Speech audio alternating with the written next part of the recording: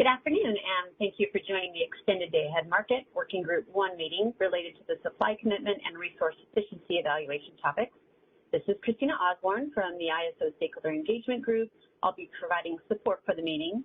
Mark Richardson, who is the facilitator assigned to this working group, and then Bob Cott is the scribe. We also have Phil Pettengill, who is shown as a panelist.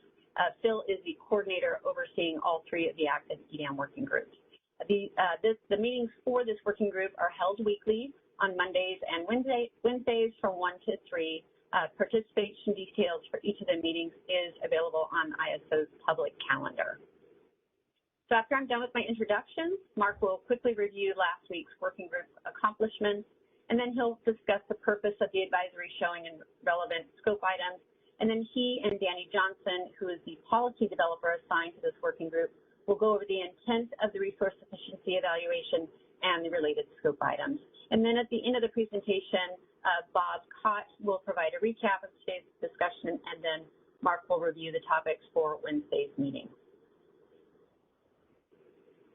So these working groups are intended to be collaborative, and we do encourage participants to share ideas and perspectives during these meetings. So if at any time you have a question, please raise your hand and the facilitator will call on you. And just as a reminder to please state your name and affiliation first so the rest of the group knows who's speaking. And the working group meetings are recorded and video files posted on the corresponding working group web pages.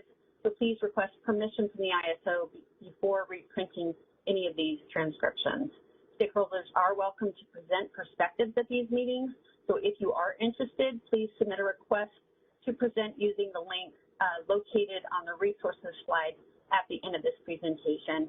Also on that slide, you'll find a link to the Working Group 1 where we post all of the related meeting materials, and there are other links on that slide as well to help you engage in the Edam stakeholder process.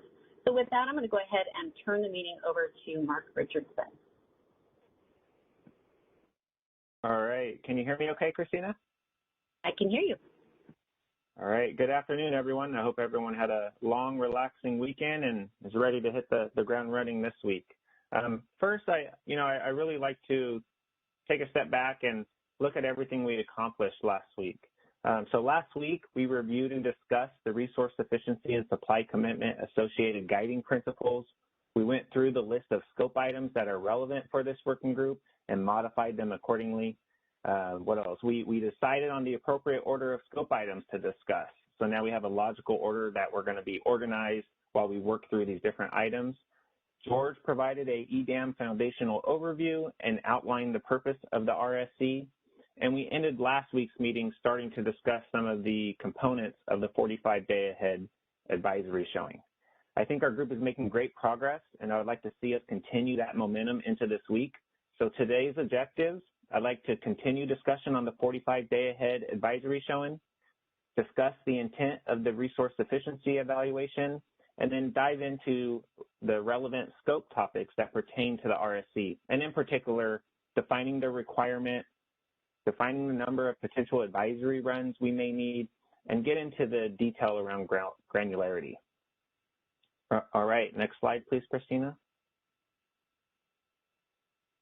All right, perfect, thank you. Sorry, for some reason there's a lag on my side. So to help tee up the discussion around the 45-day ahead advisory showing, I've actually reached out to Scott Renzel at PG&E, who is part of the Common Design Principle Development Group, to share and help articulate what the group was envisioning with this showing. Scott, if you wouldn't mind, if you could raise your hand or press #2, we can unmute your line and you can really kind of help level set and give us some background there. Michelle, do you see Scott in WebEx? Scott, let me see. Scott, I believe I unmuted your line, so you can go ahead, sir. Oh, hi, this is Carrie Bentley. I think you unmuted my line and not Scott's. Oh, dear. So let me mute you again for a minute and go back and see if we can get Scott to raise his hand.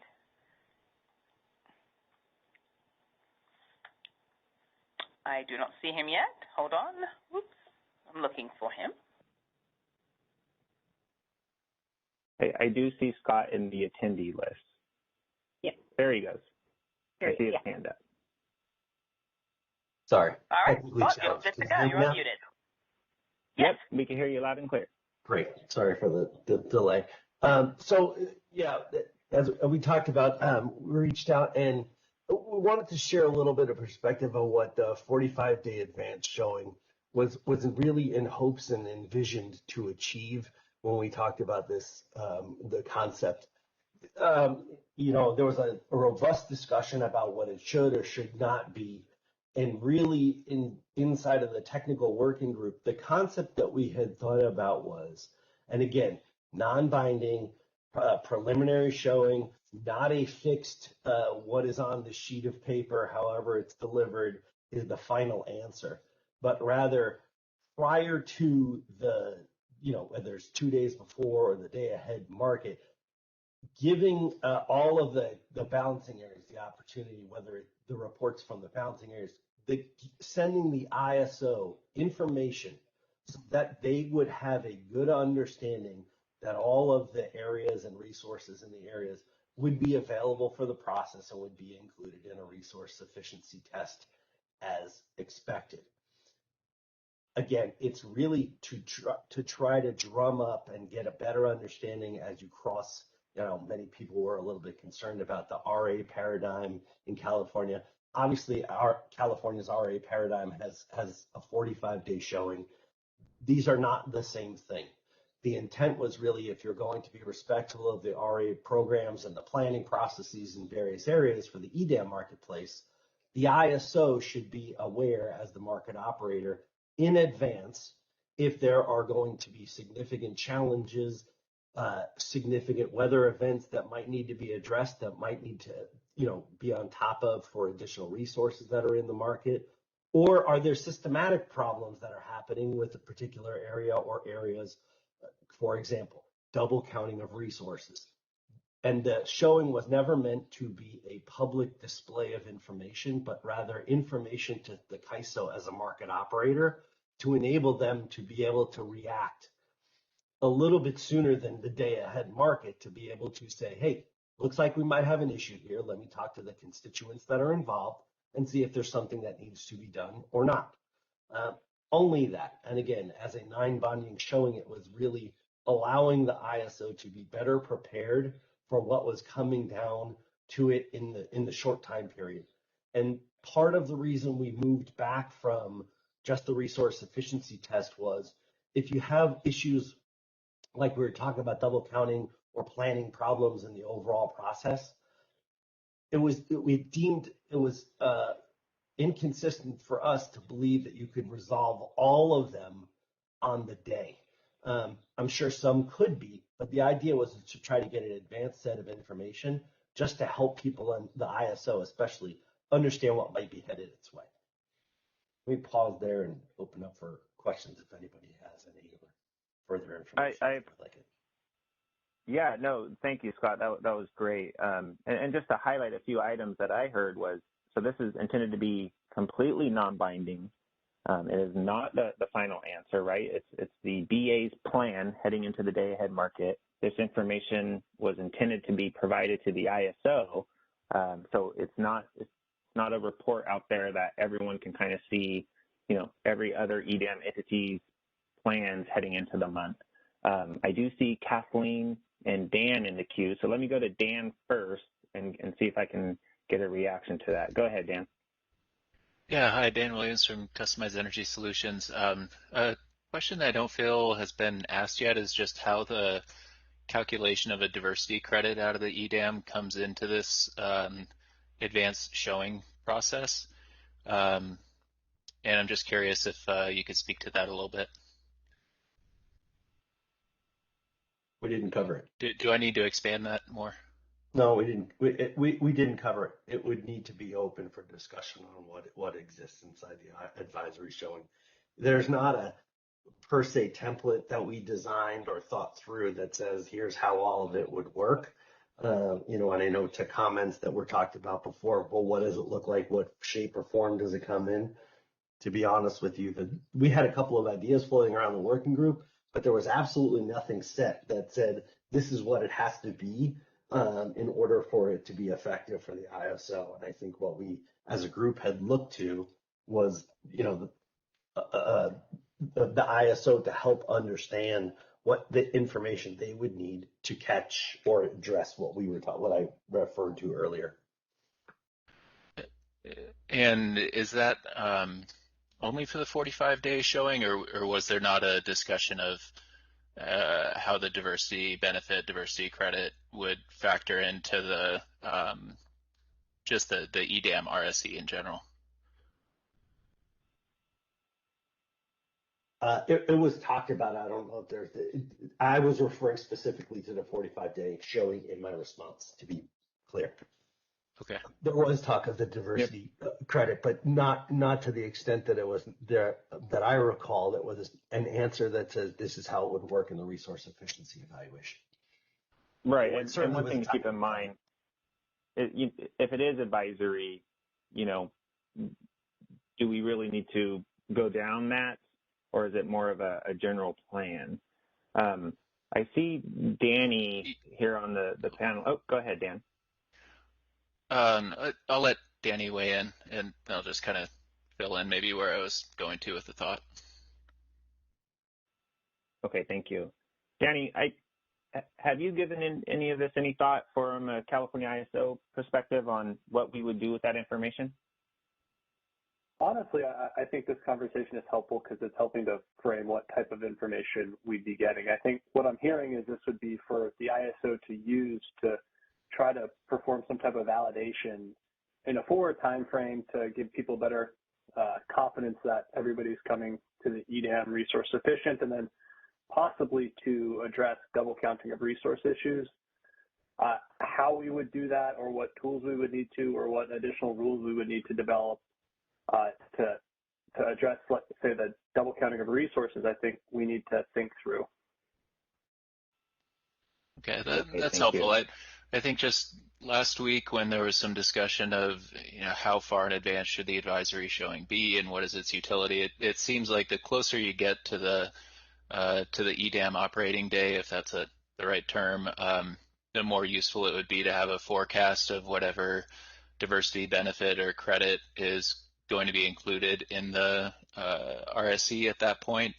Just noting that in the EIM right now, it's a pretty big influence to the kind of bottom line requirement that entities have to operate to, and it seems as though that would be sort of important to know when assessing your BA's position, to not feel like you're being put in the position of kind of acquiring to an excess state if you're going to sort of consistently be getting a certain credit.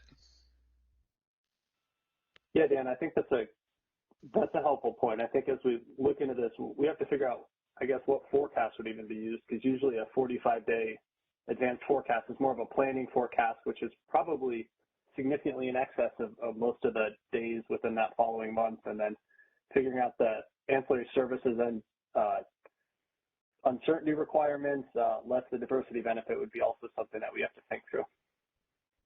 Yeah, very good point. And I think as some others said last week, that pursuit of accuracy, at a certain level, this doesn't make as much sense too. So you have to kind of take that into account. Understood. Thank you, Dan. I see Kevin Smith in the queue. Kevin, I know you were part of those early on discussions. Did you want to chime in? Hey, you can hear me? Kevin Smith Yep. with Bank.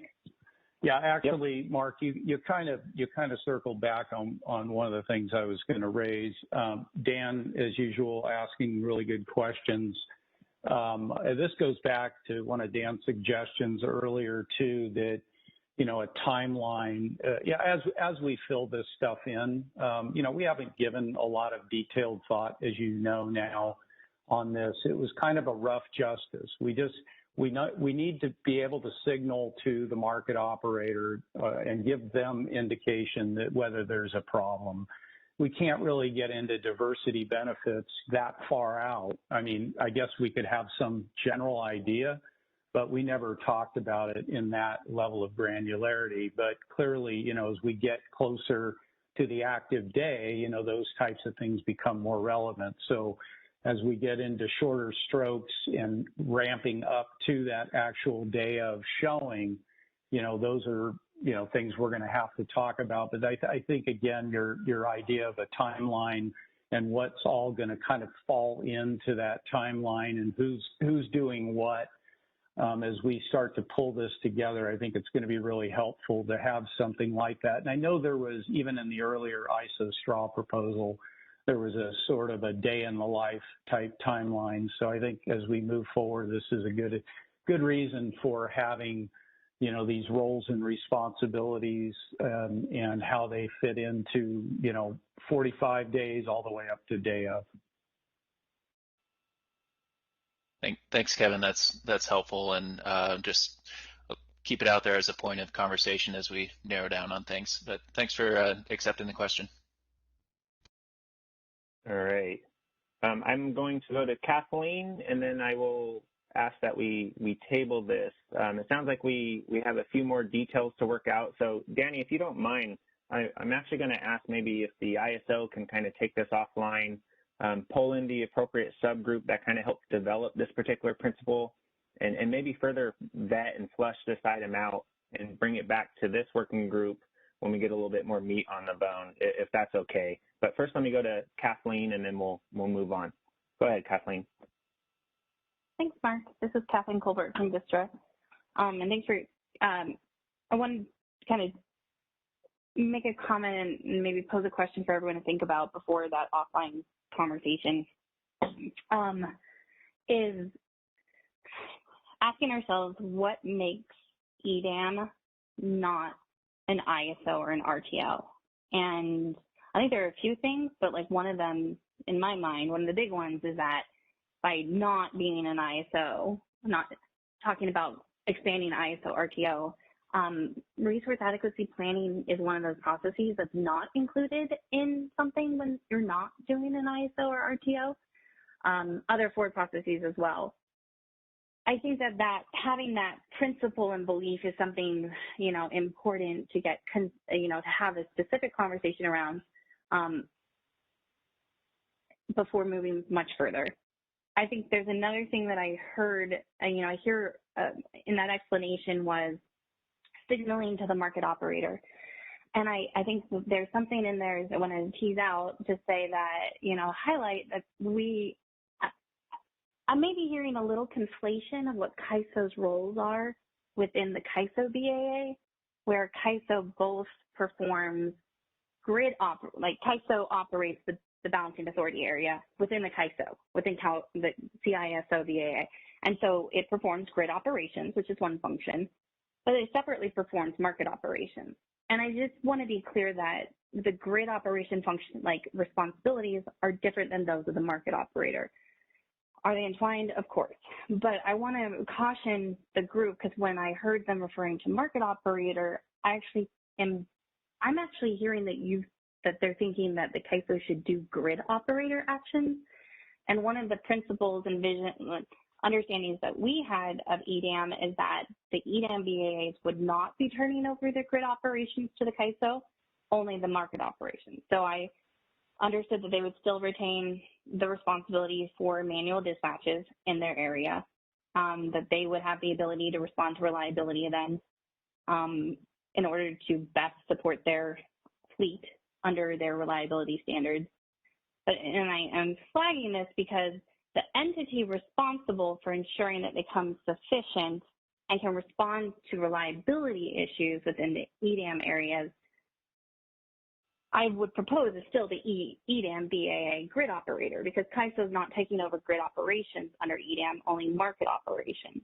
And so I think that is really critical, and I wanted to raise it with the group to kind of elevate this above the technical conversation to what is the role of CAISO and why would you need this if CAISO's responsible as a market operator, not a grid operator.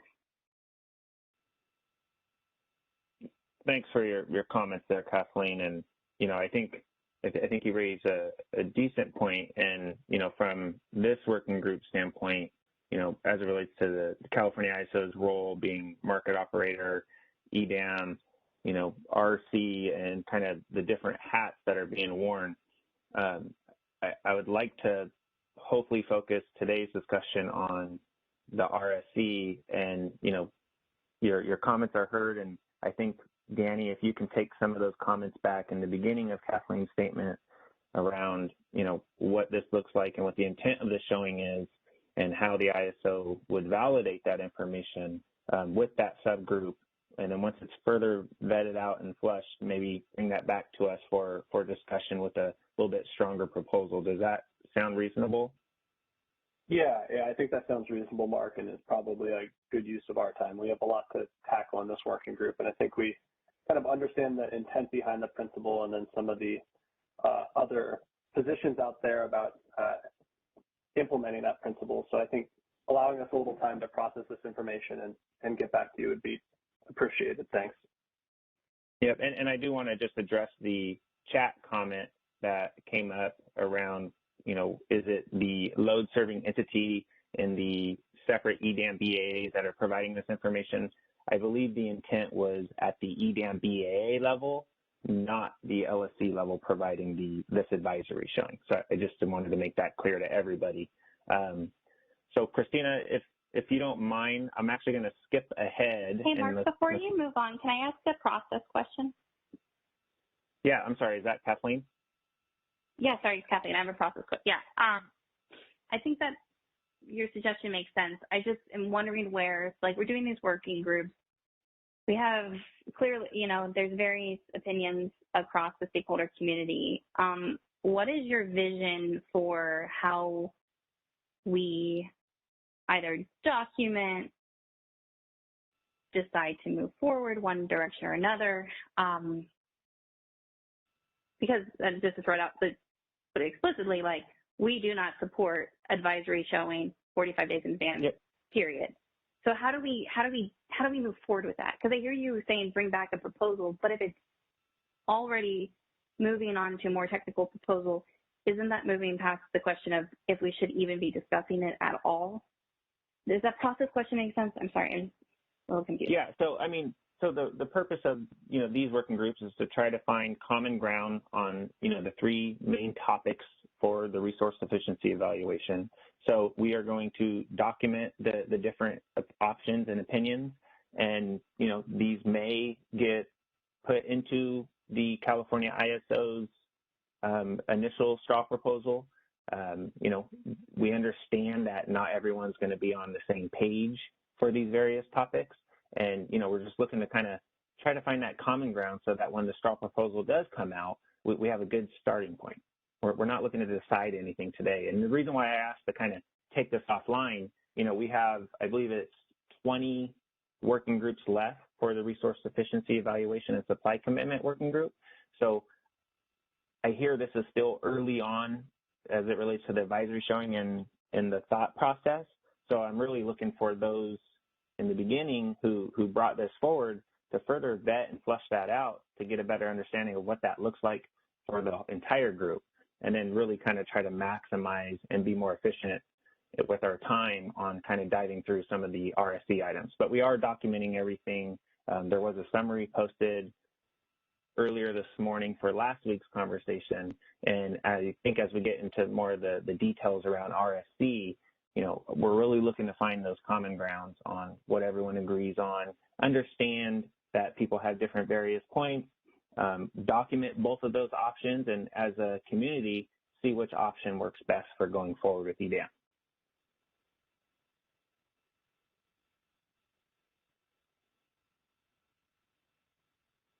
I hope that made sense. And I think it makes sense. I just encourage the group that takes it back to really challenge themselves to ask the question of why are we here and what are we doing, and encourage them to bring back a recommendation to not spend time in these working groups on something that is unnecessary and irrelevant to EDAM, because we do need to focus in the rest of the meeting. That's just my request. I think everyone heard that, Kathleen. Yeah, and I understand that's Vistra's position and your position, but there's many other stakeholders on this as well. So I appreciate your comments.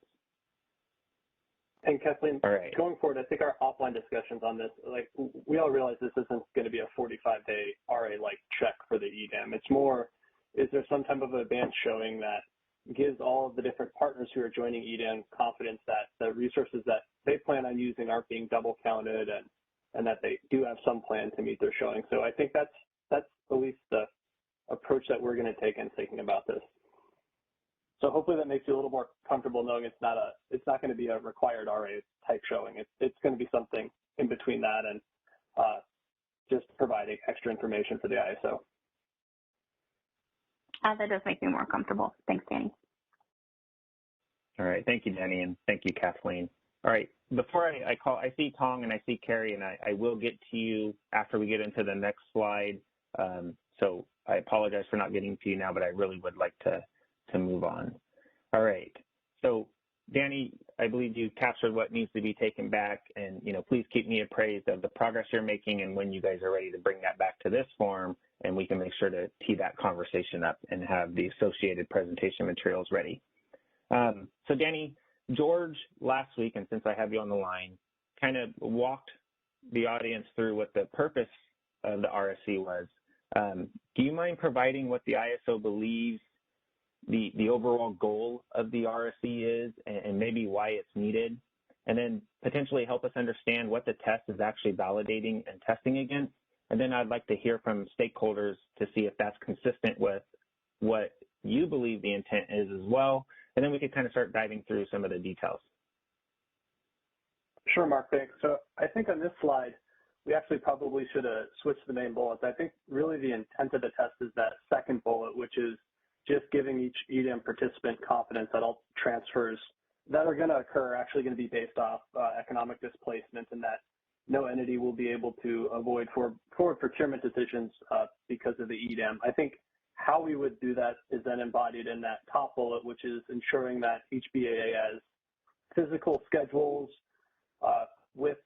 physical schedules or bids that ensure that it has sufficient capacity and ramping capability to meet all of their hourly demand forecasts plus the uncertainty requirements, a commonly decided upon group of AS requirements, and then the variation in demand and uncertainty across the consecutive hours. So I think this aligns with what George said last week, but I think it's worth repeating that at least this is how the ISO is approaching the purpose of the EDAM RSC.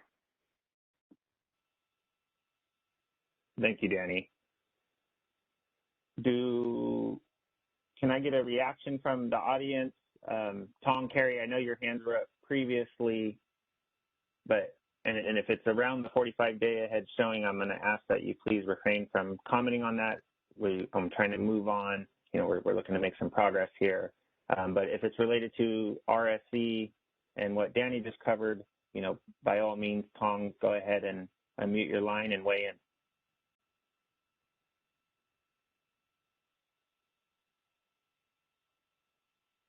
You may be double muted, Tom.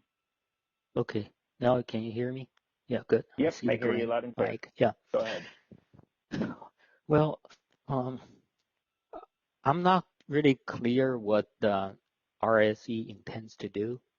I think this slide and the previous slide probably conflict with each other. Here it says the RSE's purpose is to show that the participant can meet hourly demand forecast with some uncertainty. The previous slide said that the RSE showing needs to meet either daily peak or monthly peak. The daily peak is not hourly, it's a daily, and monthly peak is monthly. So for a participant, let's say I'm a participant and I work for WAPA. WAPA has hydro resources and is an energy limited resource. I have no problem meeting the peak if I plan to release the water during the peak. But if you want me to show that I can release water every hour to meet the peak that does not exist for each hour, I have a problem showing that because that's not the way I should operate. Okay, so to meet hourly demand is okay. To meet a daily demand for every hour, or even to meet a monthly demand, peak demand for every hour in the month, that's not something that's reasonable at all. So I just wonder which way you really intend for people to show, to meet what, hourly or monthly or daily? Yeah, and I think so, this is Danny. Go ahead, Danny. I think I can help with this. The previous slide was referencing that monthly 45-day out type showing, and so it was trying to decide what would that be testing against. Would that be just a single value, expected peak forecast for the month? Would it be maybe each day within the month? For the RSC in the day-ahead time frame, we are looking at more hourly demand forecasts than uncertainty. So you wouldn't be expected to show that you can meet your absolute peak demand during every one of the 24 upcoming hours. Rather, you'd have to show that you can meet your forecasted demand and uncertainty requirements in each of those hours. Okay, that helps. I wasn't clear about that. Yeah, we need to make sure we're distinguishing between the advisory showing 45 days out. We're not quite sure what that looks like yet versus what the RSC is actually looking to accomplish. Okay. And also a point is that the more advanced showing required, the more certainty there will be because the nature of uncertainty, right? And the closer the showing is to the hour, the more certainty you have. So when you determine this uncertainty, 45 days, it might be a different uncertainty than what you show right on the day. On the day at 10 a.m., you won't have any uncertainty anymore. Besides, yeah, I think that was part of what Dan Williams was trying to highlight is just how do you calculate uncertainty in a month ahead time frame. I think you could actually argue the other direction that your monthly peak forecast likely would be a lot more than your regular day forecast plus uncertainty. So you might actually have less uncertainty in a month ahead time frame since you're using a more severe forecast. So I think these are the details that we're trying to work through in that kind of tangential advisory showing.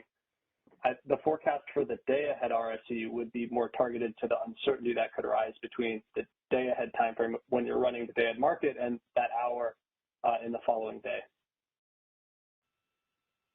Yeah, and then if you talk about uncertainty between the hour you're running for the day ahead and the tomorrow, then it's beyond the Edam. That gets into Catherine's issue, whether you're running a day ahead market just to try to help people to balance their base schedule, or you want to do something more than balancing the day ahead or the base schedule for EIM.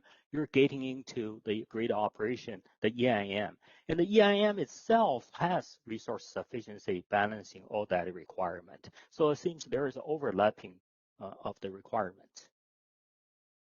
So Tom, what I think I heard you said is that you view the EDAM as just helping to provide that day ahead schedule for each BAA, and I would agree with that, but I think it's a little bit different when we're co-optimizing across different BAAs.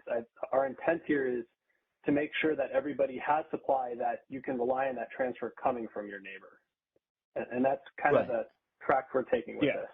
And Danny, and so Hong, I'm there's sorry a little bit of. Go ahead, Danny. I'm sorry. Finish your thought. No, I was going to say there are different functionalities between the market operator and the reliability operator, but the fact that in the EDM construct, a lot of people are going to be utilizing a market to set up their reliable operations. Our thought is to have common rules regarding what that optimization should be looking at and what people need to bring to it. Yeah. I think there are two different objectives related. One is a very simple one. Today, I have to go and sign bilateral contracts to make sure when I go to EIM, I'm balanced. And tomorrow I can go to EDAM to balance a portion of that. It'd be more efficient, cost effective, less overhead than the bilateral deals. So that's one objective, very fundamental, simple objective. The other objective would be that not only I want to balance it, I want to make sure that after it's balanced, it stays available into real time. And so that's an additional component of that. I think probably this group needs to know what is the objective. How do we define EDAM? I Yeah. don't have a problem with each objective, but people need to be on the same page what the EDAM is. So then when you design these products and services, then there is a meaning behind it. So Tong, I appreciate your comments, and I know George laid out the objective of EDAM. For this working group, though, I would truly like to focus on what the resource sufficiency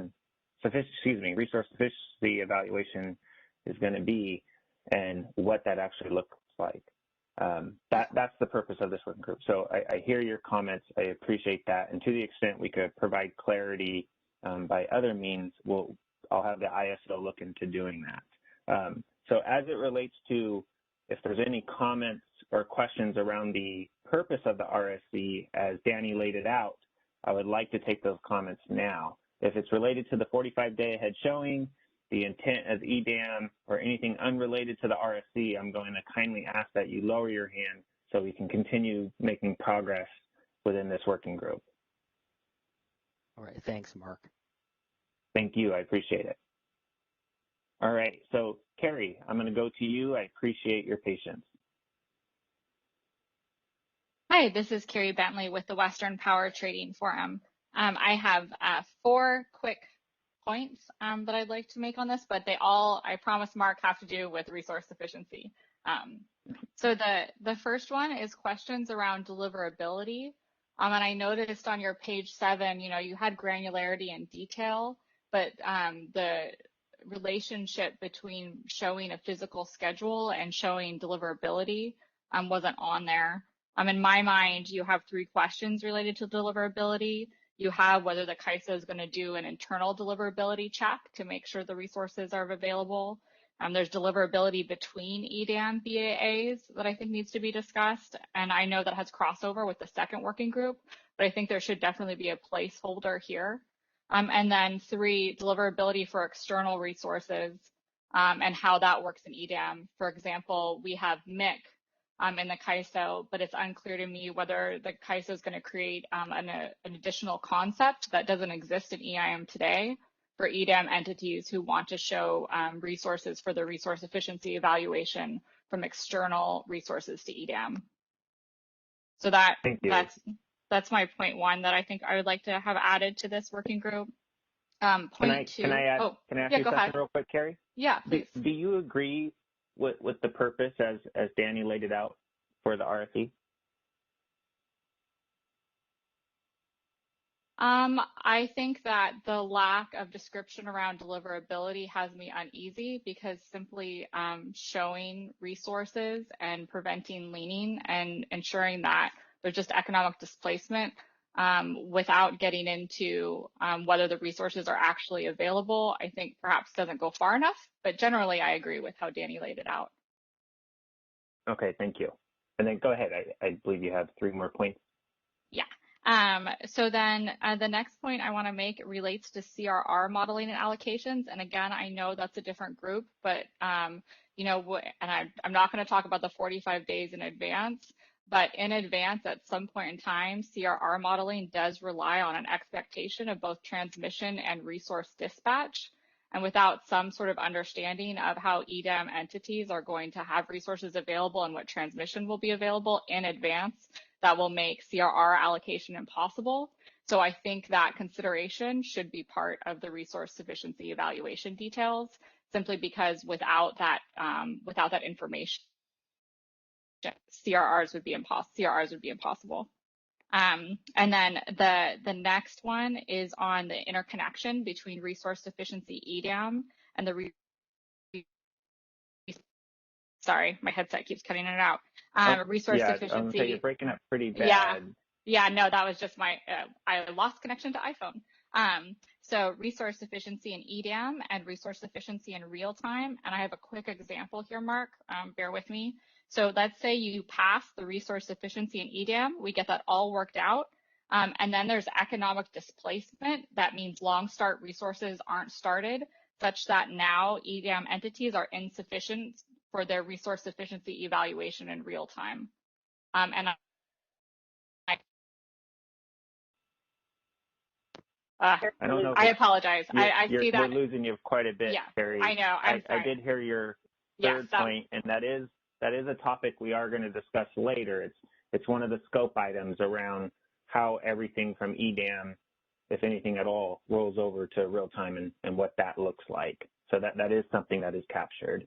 Perfect. And then finally, a question: does a physical schedule mean a bilateral trade on the slide? I'm sorry, what was that? Does a physical schedule, does that mean a bilateral trade? Is that the intent of this? Or are you talking about just a CAISO offer, like physical versus non-virtual? Danny, do you care to opine? I think, yeah, I would view it as both reflecting a bilateral trade or somebody self-scheduling a resource into the Edam market without bids, just as a price taker.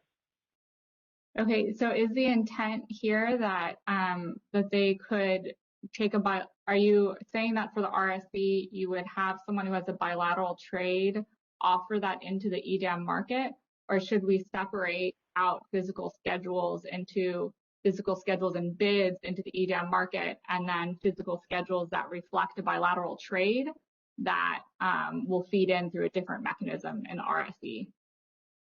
I think they would both be accounted for in the RSC. If that's not clear with the wording up here, we can kind of make sure that we word this more clearly. We would want previous bilateral schedules to be able to be reflected to meet each BAA's sufficiency requirements, as well as any internal generation, which they just plan to operate at a certain level as a price taker. Yeah, I think it would be helpful if that's broken out, because it should be really clear, I think, in the RSC what's going to run through the market and impact market prices, and what's going to be used as, the equivalent of a base schedule. I think we can make it clear. I think the concept of base scheduling, though, is a bit different. Like in the EIM, we're just settling imbalance off of those base schedules. All the supply, physical supply made available to the EDAM would be settled.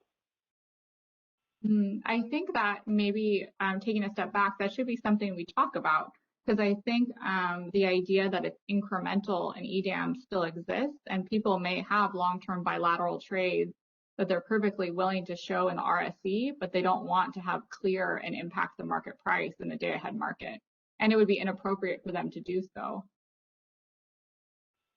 I think that's something that we can note and think about, but our intent with this was to expand the CAISO's day-ahead market model with some changes to allow for broader participation. And currently all of the schedules in our day-ahead market are resettled. So I think trying to think through how we would operate, I guess, two different sets of day-ahead market is not something that we were currently considering. Well, I wouldn't say it's operating two sets of day-ahead market. It's just allowing not the full load and supply to participate from a BA. But yeah, open question. Thanks, and that's it. Thank you, Carrie. I appreciate your comments, and I do have a clarifying question, if you don't mind. You know, when you're talking about CRR allocation, are you talking about, you know, as that's allocated based on transmission being available, or are you suggesting that each EDAM BAA needs to have a CRR allocation mechanism? Well, I would hope that so EDAM will need CRRs, right? And I imagine it will be the same mechanism across all EDAM BAs. I don't know how you'd have different ones, but in order to do that study, all I'm saying is you have to have information far in advance of the month. Okay, thank you. I appreciate that clarification. Jeff, I've heard from Dan and Kathleen. I'm going to go to you next, and then I'm going to jump to the next slide so we can kind of get a little bit more into the details here and go from there. So I appreciate your patience. Go ahead, Jeff. Thanks, Mark and Danny. Good afternoon. It's Jeff Spires with PowerX. I just wanted to make a couple of comments on this slide and on the purpose. Starting with the first bullet, I think it does a pretty good job of explaining just kind of the concept of what we would be measuring. But I think as Carrie was just raising, I largely agree with what she was getting at, which is, of course, the details matter in terms of working out, what are the counting rules and how do you define the various obligations in a way so that we feel comfortable that the design of the test is consistent across the footprint and that the results that we're getting are accurate. And so I think, it does a good job of kind of explaining the high level approach, but of course, with the caveat being that we have to figure out the details and make sure that we're thinking through both from a supply and demand perspective, how do we ensure that the inputs to the test are the right ones? On the second bullet, I think that I also agree with that statement, generally speaking, but I would probably suggest that we elaborate on that to some extent to try to get a little bit more at the why do we care and why would we want to validate transfers or economic displacement. And, for example, I think that there's at least 3 different categories of the why would we be trying to accomplish that. The first one being from a reliability point of view, giving confidence to all of the participants and all of the BAs within the Edam that everyone else is coming to the table with enough supply. And so that's really the driver for confidence, which then leads to comfort with decommitting units and participating in the market as much as possible, knowing that everybody else is doing their part to maintain reliability. So I think that's pretty important. And then the second broad category being the economic equity question, which is essentially ensuring that all the entities are bringing their fair share of capacity and flexibility to prevent leaning on the other EIM entities. And then the third category being this provides a framework for accessing diversity so that when we are looking at, for example, the unit commitment requirements across the footprint on a day-ahead basis, there's a mechanism to rely on the diversity benefits that we'd expect to see across that broader footprint, and that can be incorporated into hopefully reducing the overall commitment necessary to meet the needs of the footprint, but doing so in a way where you can tie those diversity benefits back to the resource sufficiency requirements for each BA. So while I agree kind of with the bullet itself, I just think subcategorizing those into some of the more tangible benefits we might see and some of the objectives associated with reliability, preventing leaning, et cetera, are useful to help clarify what we're trying to accomplish. So I just wanted to give that feedback. Thank you. I appreciate the feedback, Jeff. Thank you. Can we move to the next slide, Christina? I do see a few others in the queue, but I will get to Dan and Kathleen here in a second. All right, so, as we saw when I posed the purpose of the RSE and Danny provided that from a California ISO standpoint, I want to recognize that there are a lot of questions, clarifying items to discuss around RSE. We can continue to walk through all of these items and kind of hit on each of them throughout the conversation organically, or we could kind of break these items down into more manageable chunks, which is what I'm going to attempt to do from here forward.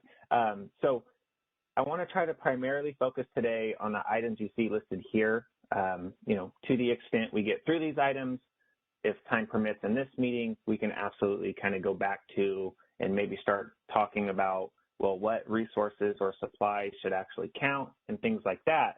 But for this meeting, I would like to pose the question to the stakeholder audience, how many advisory runs do we need for an RSE prior to that binding run? So let me just pause there and ask that question. And if we could focus primarily on that question, I'd really appreciate it. Dan, did you want to, I see, let me go to Dan first, Jeff, and then I'll get to you.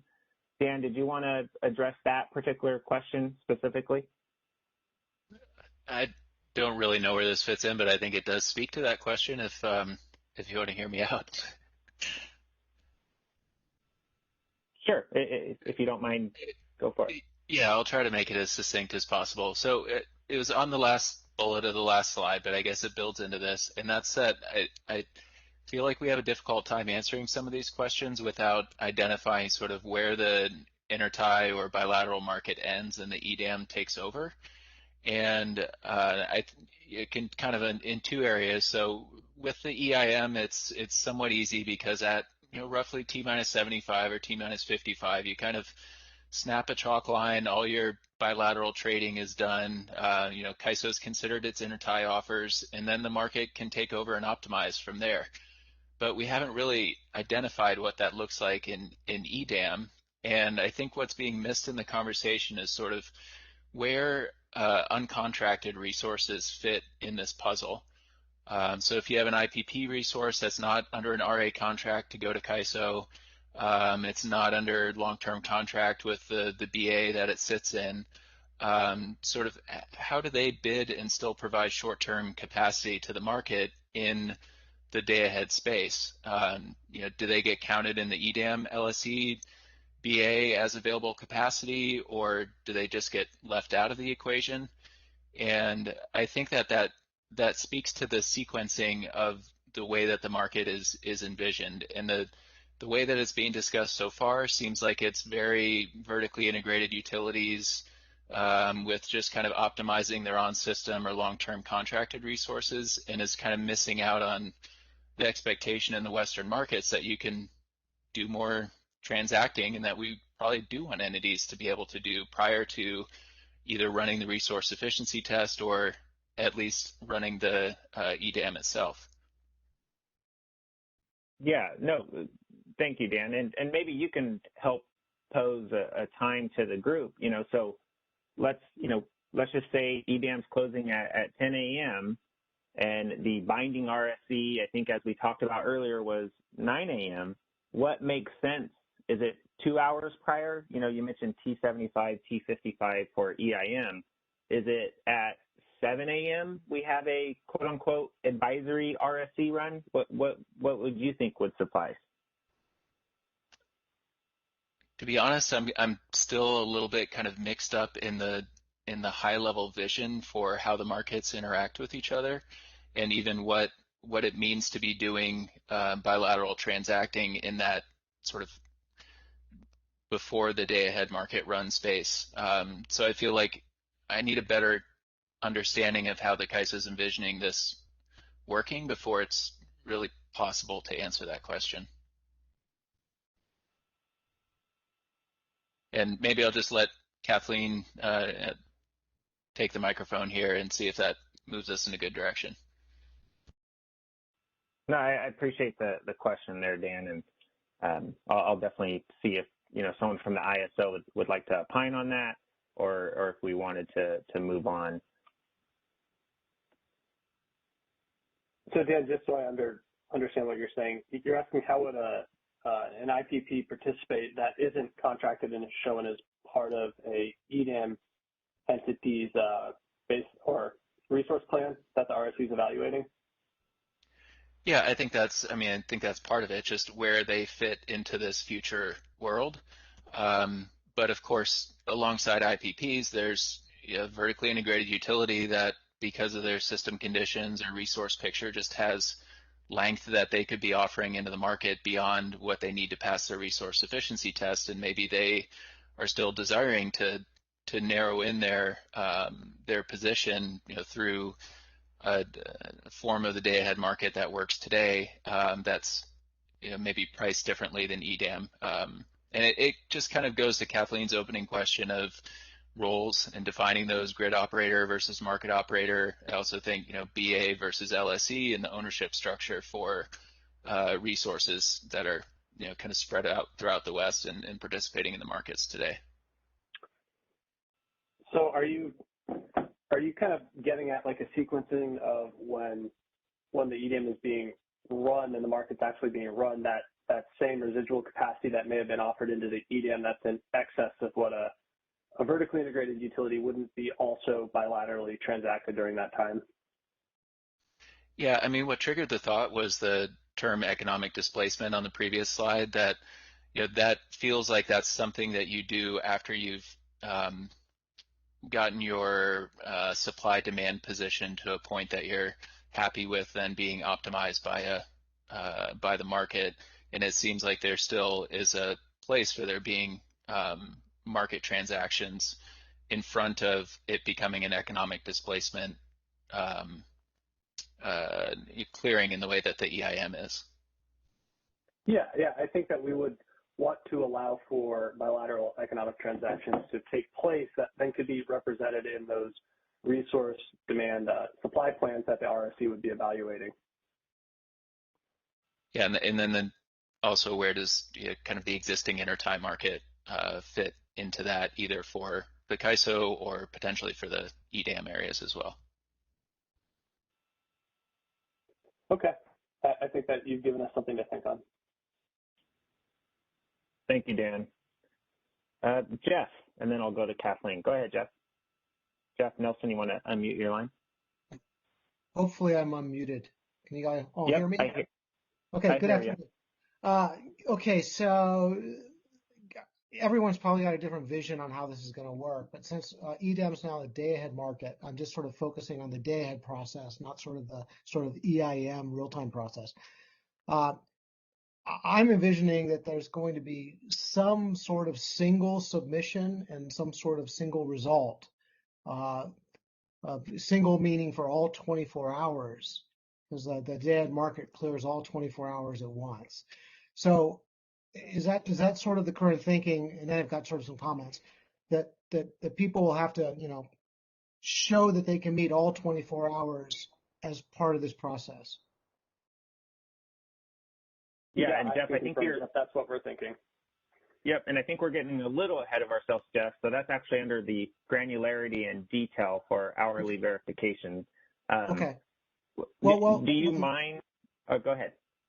Yeah. So my big question or big sort of thought is how many runs or do we need? So it's sort of all 24 hours at once. So that's clear. So I don't see sort of put in an hour, get an hour back, and then some other. I view it as sort of a single shot, but we can talk more about it.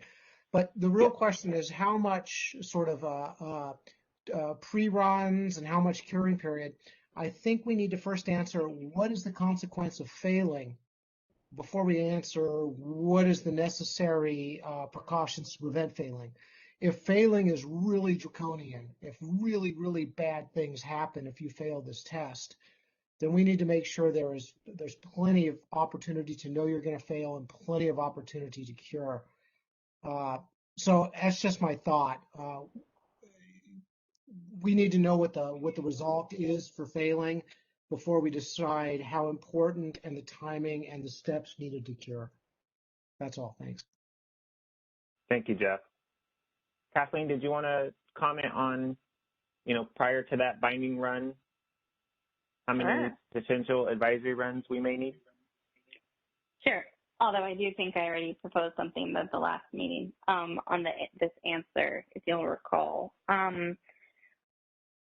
What I will throw out there is that, Dan Williams just brought up some really, really good points. And like what I've been focusing on one of the things, because I think it's an area that we haven't spent enough time speaking about, is the open access and non-discriminatory access to the market to non-EDAM entities, and also to think about our representation and treatment for those third-party resources that are within an EDAM area. Rather than go into the details of what I think are some potential approaches that might work, I would like to just offer Danny, if you want to talk and hear what we think would work for those two kind of groups of people, happy to do so offline, and then maybe we could bring that back.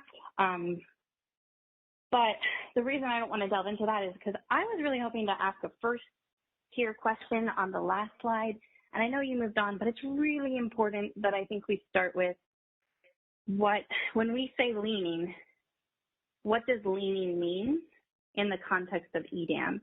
And I think it would benefit from conversation with the stakeholder communities. And I was really hoping to have that because it helps me figure out if this purpose is something I agree to or not. And I think it starts for me with, well, what is leaning? I know what leaning means from a grid ops perspective, especially under a contingency event. I know what that means. I have an idea of what I think it means for an in-market process, but I'd like to hear other thoughts on what they think leaning is. I think it gets at what Jeff was just saying about failure consequence, because depending on how we define leaning, that's going to lead to whether or not it's a huge issue, or whether or not it's just something that if an area is short and is going to procure economy energy purchases out of the EDAM, that they pay a penalty on top of the price for that, versus a physical, like, draconian. I think all of this is instrumental too, but can we start with the question of, when we say leaning in a market, what do we mean by that? So I'm actually going to twist that. Thank you, Kathleen. And if you don't mind, I'm going to turn that question right back around to you. And what do you believe leaning should mean in the context of EDAM? No, that's fair. Something I'm thinking about. I definitely think market leaning is more difficult, because I wonder if we're using the word leaning, quote unquote, but what we're really saying we're concerned about is the risk of physical withholding into the market in a way that would have adverse impacts on the market prices, which to me is one problem statement, versus if you said the problem statement isn't physical withholding of potential resources that exist, it is that has a market impact, price impact. It's a concern that an area just does not have enough resources, whether of their own or bid in by or offered up by a third party, to meet that requirement. I think they're different questions, and I've been feeling like some of the stakeholder input kind of maybe is conflating them, if that makes any sense. That's why I wanted to pose the question. Are we really talking about not having sufficient resources, steel in the ground available, deliverability available, or is this a physical withholding concerns that's being raised for the test in the day ahead? Thank you, Kathleen. And maybe that helps give everyone something to think about when they think about leaning. And I'm actually going to ask the group, so we have the feature where you can provide comments to the ISO. If you don't mind maybe providing those comments, or feel free reaching out to me on what you believe leaning is, and we'll look through those and see if there's some commonalities and bring that back to the group maybe in next week's, or, when we get to that leaning topic. But for today, Kathleen, I'm going to try to go back to, and I apologize, but I hopefully you agree with that approach. I really want to try to focus on and see if we can define, from a resource efficiency standpoint, again, the binding run being at 9 a.m. for tomorrow's day ahead. So all those bids are getting looked at. It's an hourly verification is what I heard in the previous comments. How many advisory runs are needed, if at all, prior to 9 a.m. to signal to a EDAM BAA that they're not resource sufficient in a given hour? Yeah, no, and I'll respond to that directly. I just wanted to tee up the big picture question, and I appreciate your approach, so thanks for taking that on, Mark. On the advisory runs, you go to the next slide. So I think at the last meeting I might have teed this up, but I think one of the things we need to balance is the usefulness of it. We don't want to add complexity and additional process, runs and tests to our market that aren't going to be useful. And add additional administrative burdens to the participants considering opting into this. And so with that in mind, we believe that runs aligned with the T-2 processes, so the D+2 and the 2-day ahead RUC, that timeline should be the first advisory run. Whether you add one in between, I say that's the first one, and then the binding run should be right before the day ahead market closes. So say day ahead market closes at 10, so let's say 9 a.m. You begin kicking it off. That's fine.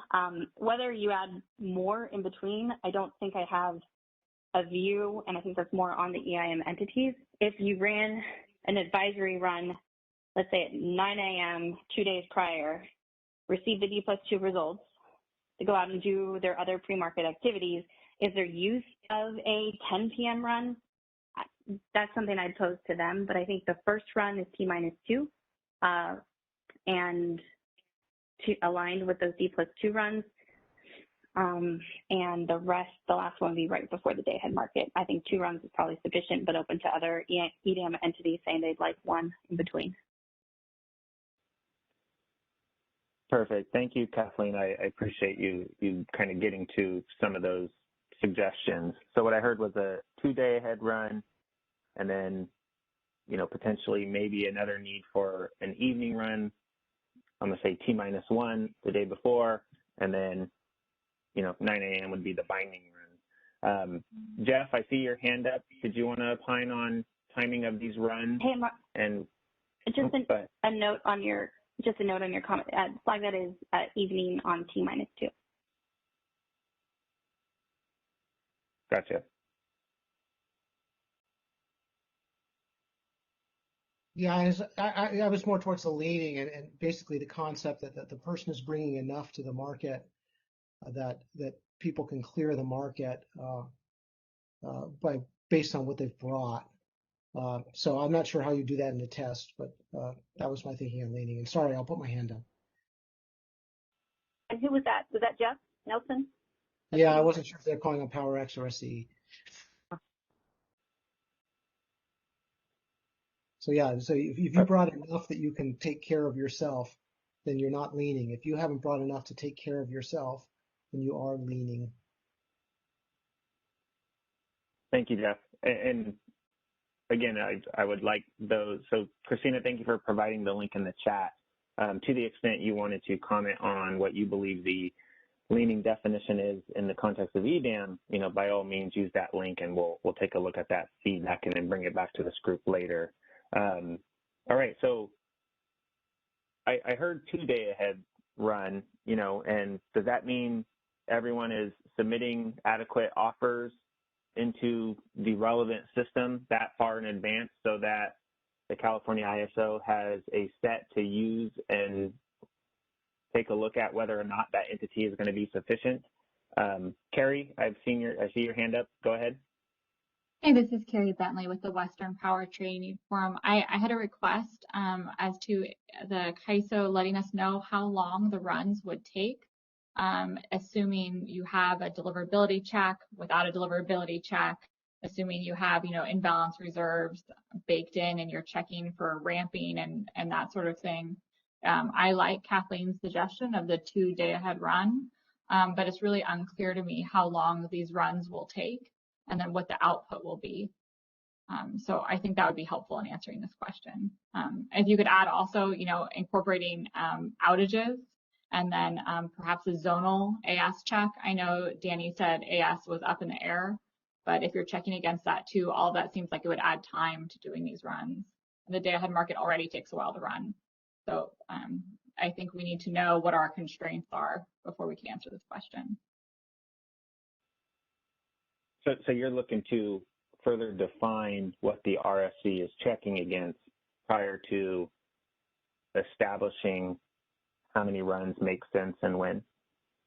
Yeah, because what if, I mean, if they take an hour, we could run a bunch of them, right? If they take, you know, 8 hours, then that's a very different answer.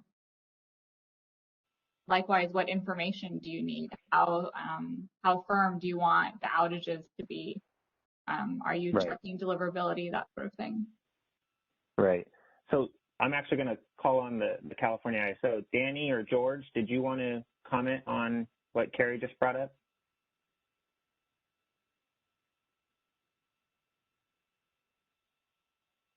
Michelle, George's line is open. Is that correct? He just needs to unmute himself. Yes, it is. Yeah, I would defer to George first. Can you hear me? Yeah. We hear you now, George. Okay. Sorry. What was the question? Hey, George, I'm wondering if you were doing these RS checks and you included deliverability and outages and we're doing zonal AS, the final version of EDAM, how long the advisory run would take? How long does it take you to run the RS? So for resource sufficiency, we're not really doing a run. As I said repeatedly in the past, we don't want to run the market before we run the market. It's a screen, so it's basically a calculation. In these calculations, we will, of course, consider the capacity limits and ramp capability of resources, particularly the flex per ramp test for that. Also any outages. But there is no possibility to consider any deliverability in terms of transmission constraints, if that's what you were thinking, Carrie. Yeah, that's news to me. I thought you'd have to have some sort of deliverability check, particularly if entities were using external resources. Well, for the market, we can do that in the market because we have the whole power of the market optimization module. But for the resource efficiency evaluation, really, we're not running any market or any optimization model. It's just a set of calculations. It's only a screen, right? We don't have the ability to run an optimization model with constraints, right? So we're limited to that effect. However, we do consider the bucket one transmission that is declared. We are considering it available, of course, because it's reserved transmission for that purpose. So any transfer of energy or capacity using bucket one transfers, we will consider that in the calculation for the resource efficiency evaluation for its BAA involved. So I think that's the goal of bucket one transfers. But beyond that, any deliverability that you're thinking is internal to its BAA, anything that comes from external is using the bucket one transfers that are available. So internally, we're not capable of enforcing any constraints or looking into transmission deliverability of these products in the screen for the resource efficiency evaluation. And we're not doing that today either, right? Yeah, that's helpful, George. So I should just think of this as we should think of this as a quick stacking exercise, and it won't take long to execute the run. Yeah, I wouldn't even call it a run. Yeah, it's a screen. Screen. Yeah. It won't take long to execute the screen. Yeah, so like a couple hours maybe. What do you mean a couple of hours? Like how long before you get the result could you turn around and provide the pass-fail? Oh, hours? I'm talking seconds. Oh, okay. So we could do a lot of these runs is what I'm getting. I wouldn't go that far, right? I like the way you think. The calculations are not complicated, but, getting the data in, having the reports out, and, of course, yeah, we can run it, enough times to make sure we provide value of it. But, if you run it too often, then I don't know what value you're providing. It's just more confusing having it out all the time. But, having it the final at 10 and maybe, 1 at 9, would that be sufficient? This is up for discussion here, but how often do you think of running it? Right. So I would actually like to hear from, go ahead, Carrie, did you want to answer that? Nope, I was just going to say thank you. Perfect. I appreciate you chiming in. Stuart, if you don't mind, Stuart Kelly at LA, what do you believe LA would believe to be the appropriate amount of runs prior to the binding run, given the definition that George just laid out? To better answer that question, I think it would be helpful if we had some form of proposal. I think what Kathleen proposes in many ways makes sense. However, we could maybe add some specificity to that based on, once the straw proposal is documented. So I think if we could get either that as a straw proposal out or any alternatives, that would better help and better help inform our comments on this particular proposal and consider other aspects that have been raised. So, and also, George brings some clarity. It'd be good to start documenting, what's assumed from the CAISO perspective in that straw proposal to move this topic forward.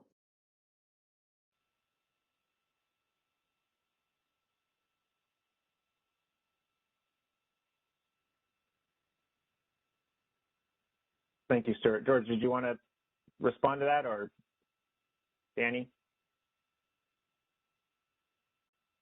Yeah, I think we have good feedback, and it does seem like there is a desire for at least one, potentially more advisory runs prior to a final binding run.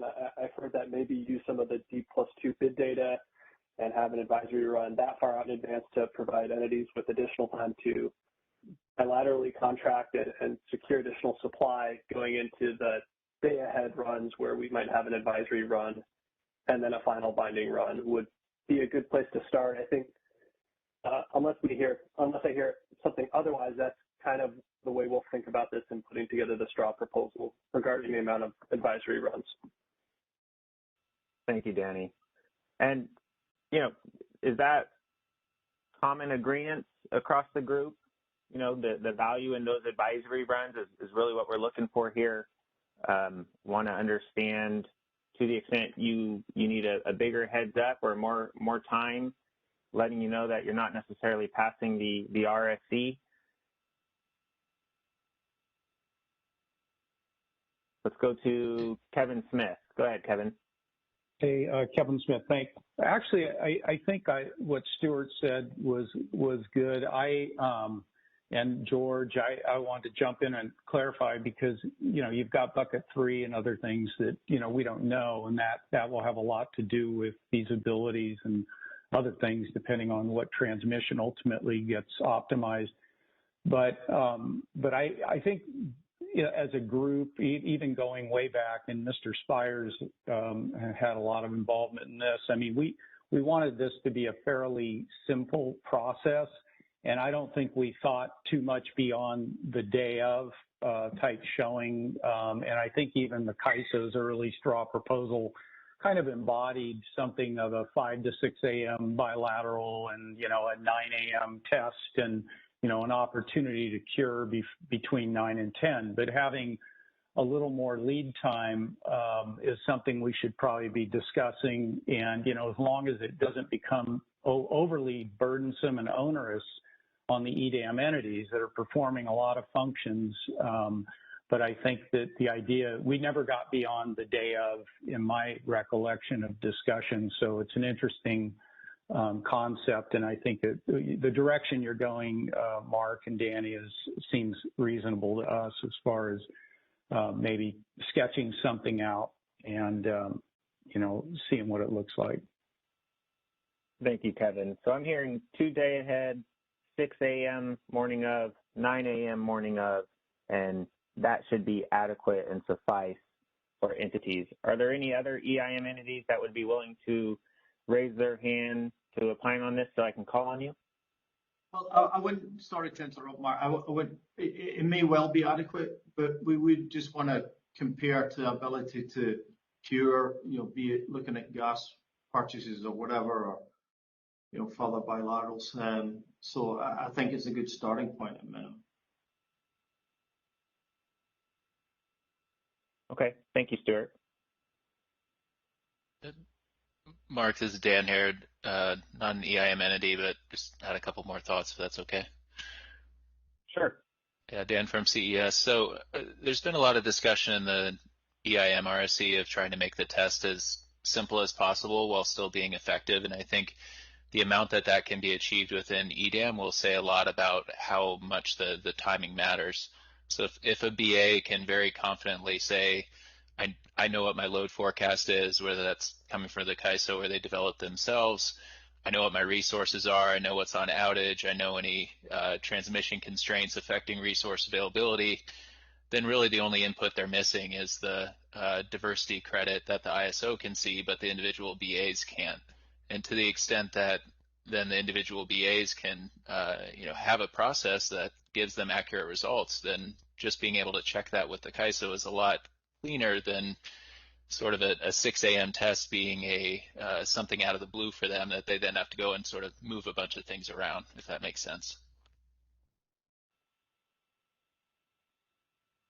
Yeah, I would like to hear from others on that point, Dan. Thank you for raising that. Tong, did you want to weigh in on that? Yes. This is Tong Wu from WAPA, and we have a 2-day planning process. 2 day in advance, we basically determined our hydro schedules. So if you have any runs 2 day ahead, I would say take let that take place in the afternoon, not in the morning, because in the morning we haven't done our planning processes yet. And that's first. Secondly, I don't think we want too many runs because that's just too much work. So probably one iteration at the most. And the day off checking is a good idea, actually. Maybe you can run something. You ask people to submit their information the day before, the day ahead, basically, 2 day ahead in the afternoon, and then you check, and people can do something, in the morning, 1 day ahead to correct anything that they need to. Now, if you're going to consider transmission in this checking, and I know George said there's no capability to do that, so ISO does not plan to do that. But if you do have the capability, you think you're going to do that, probably you want to do that before 9, because after 9, all the transmission, whether it's outage information, whether it's accurate or not, is frozen. After 9, even if you know new information about transmission in the day-ahead market, ISO is not going to consider that. So if you do any deliverability check, you probably want to do that before 9. You don't want to do it too early because you don't want people to come to work too early. People usually come to work, at 6 for the day-ahead group. So between 6 and 9, that's when you expect people to make some changes. A transmission situation can change. We have people coming in at 6 and check transmission, make sure all the bilateral deals can go through. Yeah. So, and yeah. when you're talking about, so George talked about deliverability and how that was out of scope, but when you're talking about transmission, are you referring to from an outage standpoint? Yeah, from outage point of view, Okay. Let's say 2 day ahead, we plan everything, and we gave you the plan. Well, 1 day ahead, right before you run your day ahead market, things could have changed because transmission deliverability. Right. So let me outage. ask George, George, if you don't mind weighing in, or maybe Danny, right? So we talk about, the ramping, flexibility of resources being taken into account, outages. Are we saying we're going to take a snapshot right before each of those advisory runs for the latest and greatest information of outages, and then allow that to feed the corresponding advisory run, or is there a outage an outage timeframe cutoff, as we get closer to 9 a.m., if you can maybe help understand what you were thinking there, help us understand that. So we want to take into account the latest outages for resources. So resource outages, you want to take the latest information available before you run the screen. The only exception is transmission, and Tom alluded to it. Currently, we have a policy not to update transmission outages after 9 a.m. because it leaves very little time for scheduling coordinators to react. So we freeze the transmission at 9, but resource outages, I believe, they're important to be considered so that, you have the latest and greatest information for your resource sufficiency evaluation. We want to trust the resource sufficiency evaluation. It's a screen, it's approximate, but we want to make every possible effort to make it as accurate as we can, and resource outages are important. Yeah, resource, you two kinds of resources, either the generation resources or the resource intertie resources. The intertie resources usually are the problems. Usually, at least for us, generation resource, outage is rare. We have a pool of different resources to meet the schedule. But import, say from Northwest, sometimes it can be affected because that probably, somewhere really north can something can happen beyond the ISO's control. We don't even know where the problem is. Things can happen, and that's not really a resource outage or like a transmission outage somewhere along the chain. And today, after 9, that's fixed. If you say, well, no, after 9, I can still change that because we have transmission rights from PECI, and that's frozen. And we have lots of disputes in the past because of that. If you say after 9, we're going to still change that, then that could be a problem.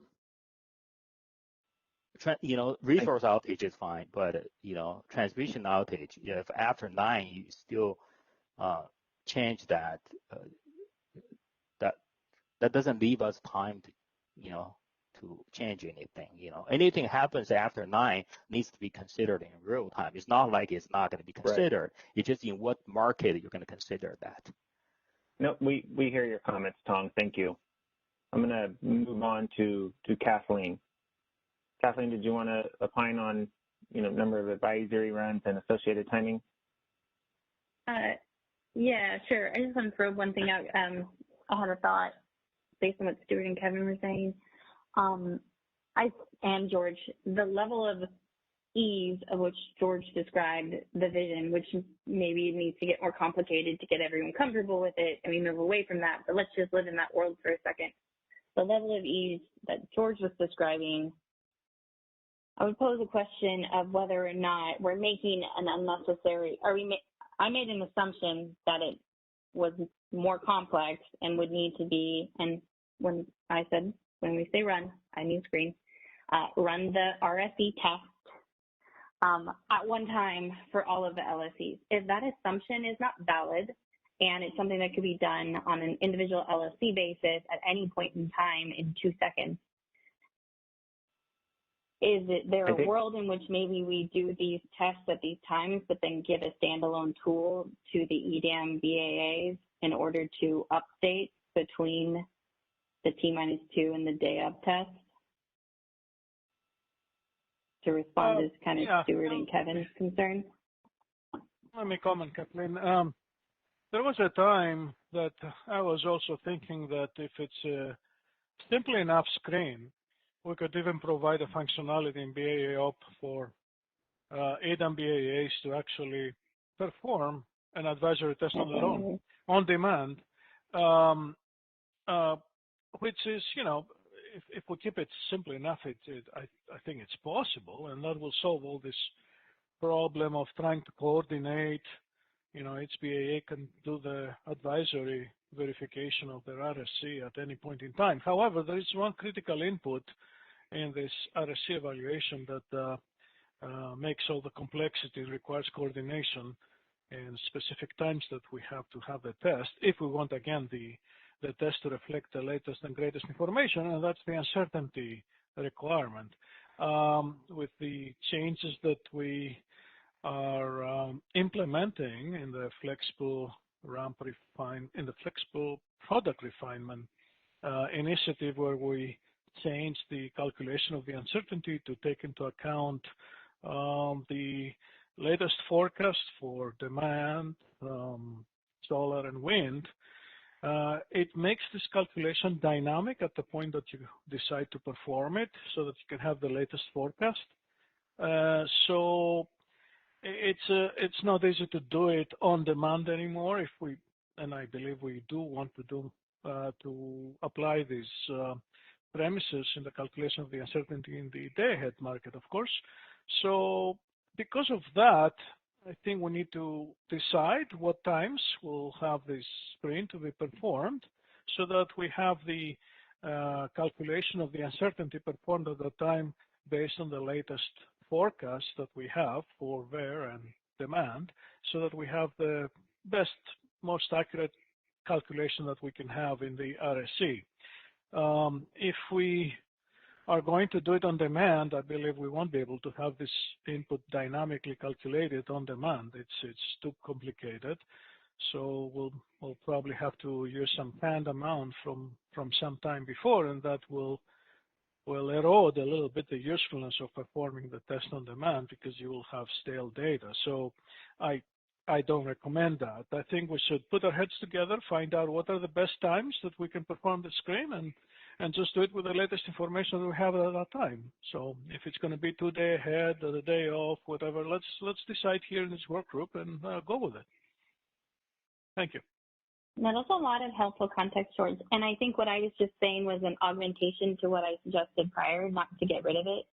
But if you could make an on-demand tool available for the EDAM BAAs to perform their own advisory tests between the T-2 and the day of to kind of check for their cure, I can see that going a decent distance to be a useful support for them. Just noting that that's something that Stuart and Kevin's back and forth made me think of.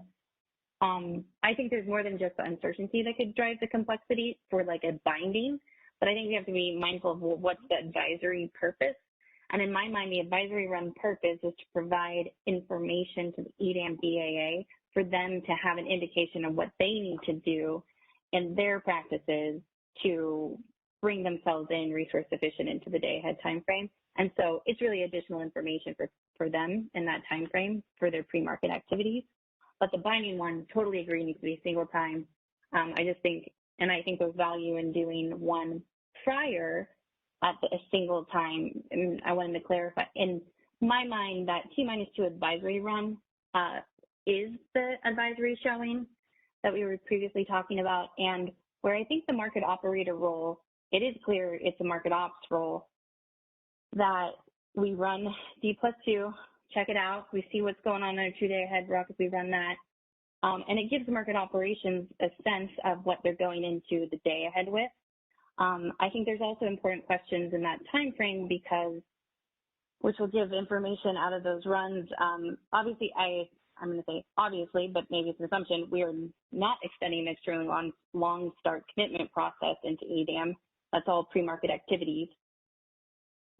But I think additional information, but this seems very supportable as a market operator role to want to get a check of the market quality or market performance likelihood out of the D+2.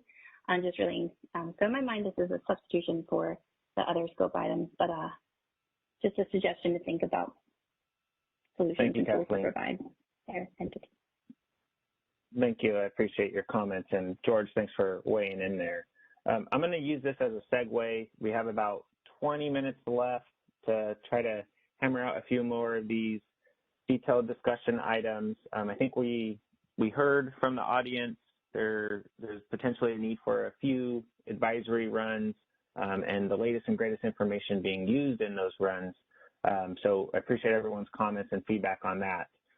So from a granularity and detail standpoint, maybe, Danny, I think I'm going to pass it to you from the ISO standpoint first to maybe give us an idea of how the ISO foresees the RSE validation being and what you thought about from a forecast that makes sense to use. Do you mind maybe framing that up, and then we'll go to the line for comments and whether or not individuals agree with that approach or not. I do think everyone from a common understanding has agreed that it does make sense to have an hourly verification. From there, I'll pass it to you, Danny. Thanks, Mark. So I think these conversations do blend together a little bit. From what I just heard, it looks like we want to use the latest and greatest forecast for obviously the binding RSE run and likely the RSE run immediately prior to that. That's something I want to just point out, that in the EAM, we actually freeze the forecast between the last two runs to provide some certainty so entities aren't trying to go after a moving target. So just as everybody thinks about this, I think latest and greatest makes sense up to a point. After that, we want to give the EDAM-BAA some certainty about the target they're trying to meet. Regarding the types of forecasts being used, our initial thought would be that the demand forecast that eventually feeds into the RUC process is what would be used on the demand side. If we're looking at the RSE to test and ensure there's enough supply that the transfers will be reliable, the RUC process is likely to be a big component of ensuring that reliability. On the variable supply side, I think this forecast could be provided by the ISO. It could be provided by forecast providers. I guess we would be open to a little more flexibility on that. Again, on the demand forecast, I think it makes sense for it to be an ISO-derived forecast that's eventually used in the RUC process, but would like to hear feedback on that. Thanks. So if I can get individuals to raise their hands and provide that feedback. Michelle Keto from the CPUC, I see your hand up. Go ahead. Yeah, this is Michelle Keto from the CPUC. Just a quick question. So if you do an advisory run for the resource efficiency, and you need to cure, I kind of understand how that would work in terms of a vertically integrated utility. They could go do bilateral contracts and bring them. What does that mean in the context of CAISO?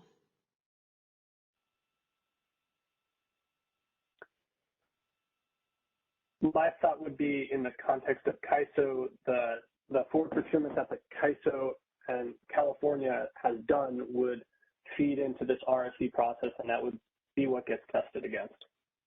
Right, but if they fail, there's a cure period. Who does the curing, and what do they cure?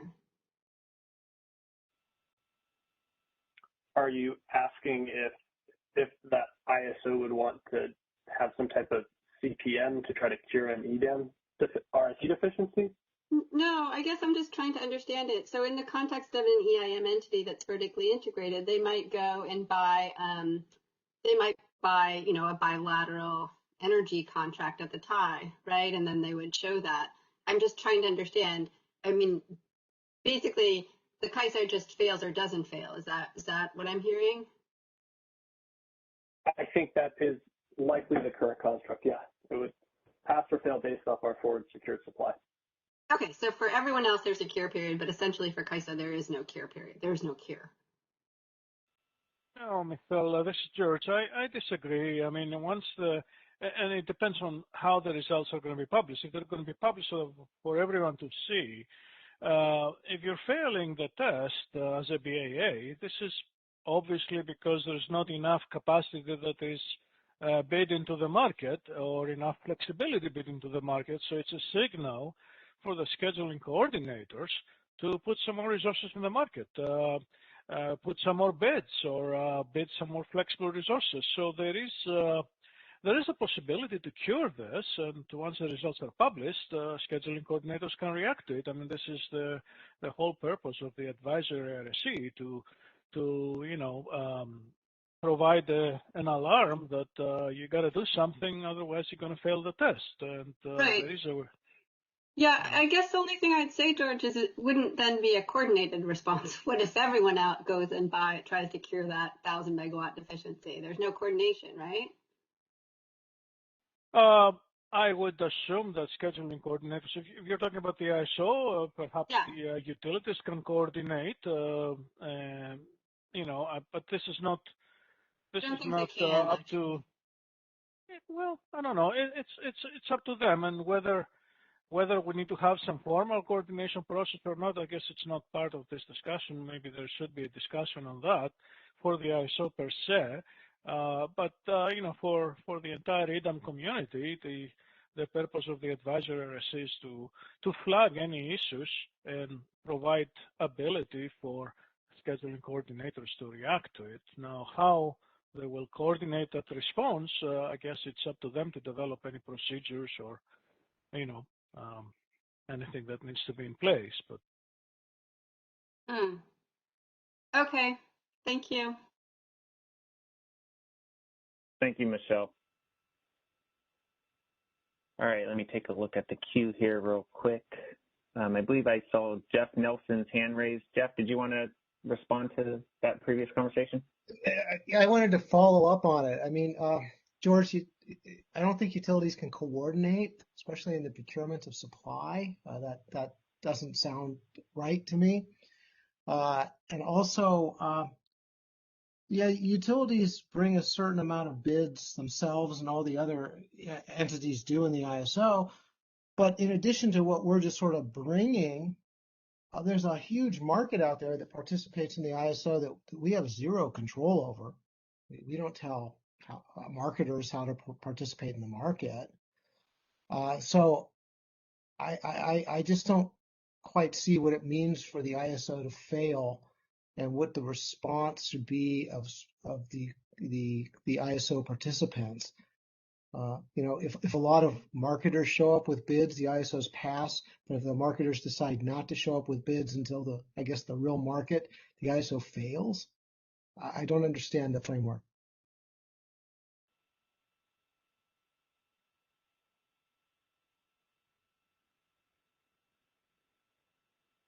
Thank you, Jeff. And maybe it's a little premature to, at least in this venue right now, to have that conversation. So we'll definitely take a look at that. And Mark, this is Kathleen Colbert from Vistra. I have some thoughts I can respond to Jeff. I think it's a great question. Sure, go for it. Thanks. Yeah, this is something I've been struggling with. So I really appreciate the questions, both Michelle and Jeff. So a couple thoughts that I've had, and I think it applies to the entire, let's say, EDAM footprint, including the California BA, including the CISO BA and the other EDAM areas, is, and I keep focusing on and raising, well, you have non-EDAM areas that can submit offers at any of the tie points. And in my view of EDAM, all the EDAM areas have tie points. So just take that as an assumption, that's okay, for the sake of my hypothetical. So there's scheduling points everywhere. Anyone who's willing to offer and submit, let's say, an import offer at those tie points can do so, regardless of who they are. And then you also have third-party resources that are not the LSCs within both the CAISO and the other EDAM that offer in as well, right? And so what I've been banging around in my head is that for the purposes of day ahead, like, what's the question? So I was saying, what do we mean, right, by leaning, like what we're trying to test for? And I think that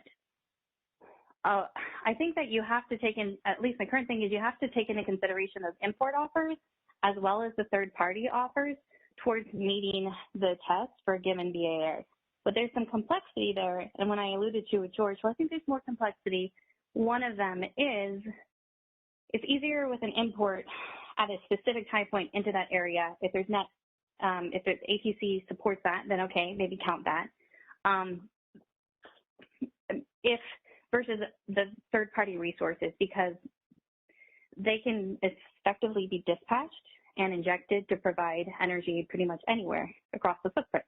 And it'd be hard to, I think, dissect that non-LSC resource within the, let's say, EDM BAA would be used for that area versus for maybe another area, depending on how the economics and how it works out.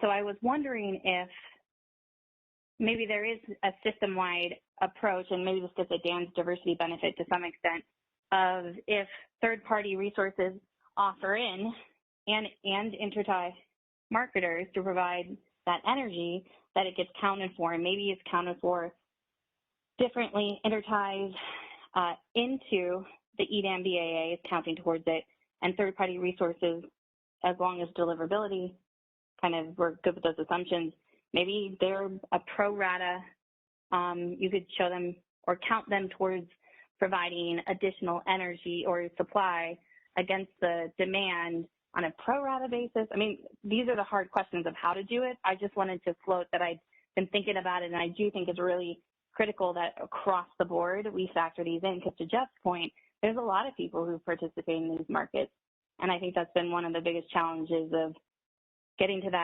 this point in the discussion, right? Like, how do we account for those types of parties? And yeah, so just some thoughts, and happy to keep thinking on it and working on it with folks. Thank you, Kathleen. And I know we're probably going to, or Danny, I don't know if you wanted to respond to that, and then I'm going to pose the question again to the audience, going back to what Danny stated earlier, is, does it make sense for the ISO to generate that forecast for using, going into the RSE or is there a need for other parties to have the ability to provide that forecast instead of the ISO? But I'll let Danny go first. Go ahead, Danny. Thanks, Mark. Yeah, I wanted to agree with you, Kathleen. I think the points you raised are good. We would definitely want to account for interchange between different Edam BAAs. I think this concept isn't new. We previously referred to it as bid range trading, bid range capacity trading. I think there's some assumptions on the transmission that would support that we may need to revisit either here or in the transmission working group, but I think that we would want to be able to account for that as well. Regarding the third-party IPPs who are within a BAA but have no forward contracts and could be claimed by any Edam BAA participant in their RSC, I think that is an item that we should give some thought to, and so thank you for raising it. All right. So I want to be mindful of Dan. Can I add on to that real quick? Yeah, I was just about to call on you, Dan. Yeah, just to kind of close that loop with the earlier comment, I'm happy to hear this discussion, and I think just to round it out is that bid range that Danny just mentioned is sort of where does that fit into this puzzle, and what's the most efficient way to include that in the market? If I would think that while there's a benefit of entities, quote, trading bid range with each other, there's maybe a larger benefit of thinking of it more holistically and centrally cleared than that. But that's a kind of an open question, but definitely how that factors in and how the timing kind of comes into it fits in with what Kathleen was just saying as well. Especially if we, depending on where the day-ahead market enhancements goes with the imbalance reserve products and the IFM and the reliability capacity products in RUC, there's still a lot of room for transactions there and making sure that those happen efficiently. Thank you, Dan. And so I'm going to go to Jeff Spires next. And Jeff, if you could start, hopefully you want to weigh in on whether it makes sense for the ISO to provide that forecast or if entities may need to be able to provide their own to have that ability. Go ahead, Jeff. Hi, Mark. Jeff Spires with PowerX. That wasn't my comment, but I'll keep it short in the interest of time. I just wanted to point out, I think Michelle Keto's question earlier really raised a broader sort of foundational question that we need to discuss, which is, do we have agreement or consensus in principle that all of the BAs involved in the EDAM are going to pass the day-ahead test? And if we see cases where, for example, the California RA fleet isn't enough, what happens? And what are the steps that either the CAISO or California LSEs could take to procure additional supply in order to meet the test in the same way that any other BA, if their forward frameworks for, like their forward planning frameworks, don't leave them with enough supply to meet the test. Because, I think the point being that I don't think we'll be successful unless we answer those questions and ensure that the CAISO or the LSEs have the tools they need to correct deficiencies, but also, more importantly, that CAISO and all the other BAs, that we all commit that we will take the steps to pass this test, because I just don't see how we'll be successful if we assume that we will have failures going into it. I think that the objective needs to start with, we're committing to pass, that's the underlying assumption, that's what we want to achieve, and then what do we do if that doesn't occur? But I don't think we want to assume that that's the case, and we need to make sure that those other mechanisms are available for the CAISO just like they are for anyone else. So I just wanted to point that out. I think that's an important topic. Thank you.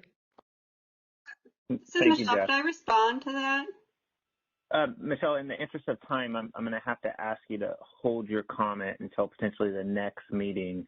I do want to give Bob Cott time to review quickly what we just discussed.